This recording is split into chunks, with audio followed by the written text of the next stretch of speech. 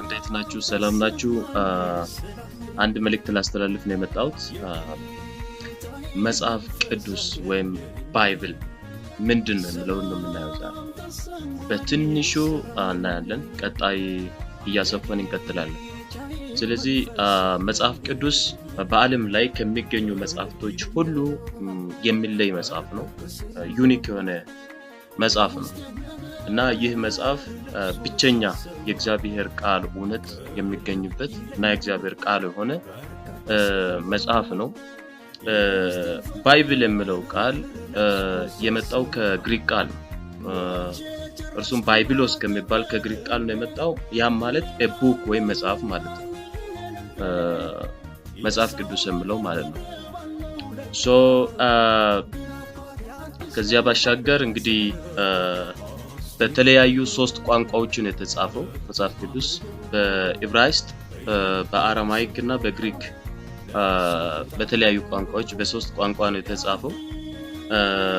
የተጻፈውም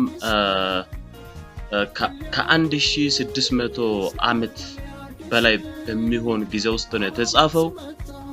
40 በላይ የሆኑ አውተሮች ወይም ጸሐፊዎች ናቸው የጻፉት መጽሐፍ ቅዱስን።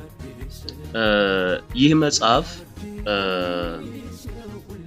ብቸኛና ትክክለኛ የእግዚአብሔር ቃል የተጻፈበት ወይም የእግዚአብሔር ቃል እውነትን የሚያመለክት መጽሐፍ ነው እና መለኮታዊ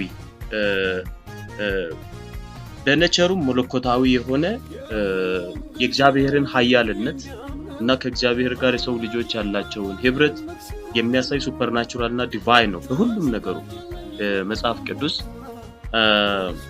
ሌላኛው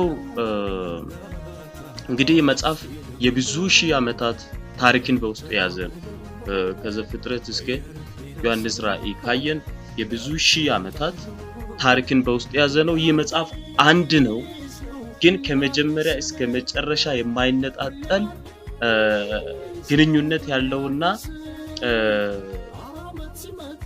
የመለኮትን እውነታ ከጅማሬ እስከ መጨረሻው የሚያሳይ ከሰው ልጆች ጋር ያለውን ፕሮግራም ማለት ነውና ይህ ነው መጽሐፍ ቅዱስ የምንለው። ስለዚህ በአጭሩ ለመግለጽ መጽሐፍ ቅዱስ የእግዚአብሔር መለኮታዊ ወይም እግዚአብሔር ወይም መለኮት እውነት የተጻፈበት ወይም የእግዚአብሔር ትክክለኛ ቃል ሲሆን በ3 ቋንቋዎች የተጻፈ ነው። በዕብራይስጥ፣ በአራማይክ እና በግሪክ ቋንቋዎች የተጻፈ ነው። ከ40 በላይ ሰዎች ናቸው የጻፉት። ከ1600 ዓመት በላይ በመሆን ጊዜ ውስጥ ነው የተጻፈው እና የብዙ ሺህ ዓመታት ታሪክን በውስጡ የያዘ ነው መጽሐፍ ቅዱስ የምንለው እና አንድ መጽሐፍ ሆኖ ግን ከመጀመሪያ እስከ መጨረሻ የማይነጣጠልና የመለኮትን ወይም የእግዚአብሔርን እውነት የሚገልጽ ለሰው ልጆች ያለውን ፕሮግራም የሚያሳይ ነው ማለት ነው። ስለዚህ ይሄ ነው መጽሐፍ ቅዱስ። እንግዲህ stay connected ጆይን በማድረግ stay connected። ከዚህ በኋላ ብዙ ጠለቅ ያሉ ሐሳቦችን ይዤ እመጣለሁ። መጽሐፍ ቅዱስ እንደተጻፈ ምንድነው በውስጡ ያሉት፣ እንዴት ነው አንብበን መረዳት የምንችለው የሚሉ ጠለቅ ያሉ ሐሳቦችን ይዤ እመጣለሁ። ከዚያ በኋላ ወደ እግዚአብሔር ማን ነው ወደሚለው እግዚአብሔር አለ ወይ ወደሚሉ በጣም ጠለቅ ወዳሉ ሐሳቦች እንሄዳለን። ሰው ማን ነው? እግዚአብሔር በሰው ልጆች ህይወት ውስጥ ያለውን ፕሮግራም በጥልቀት የምናይ ይሆናል። ኮንቲኒየስሊ ነው ሼር የማደርገው። just follow me, subscribe or just follow me and stay connected.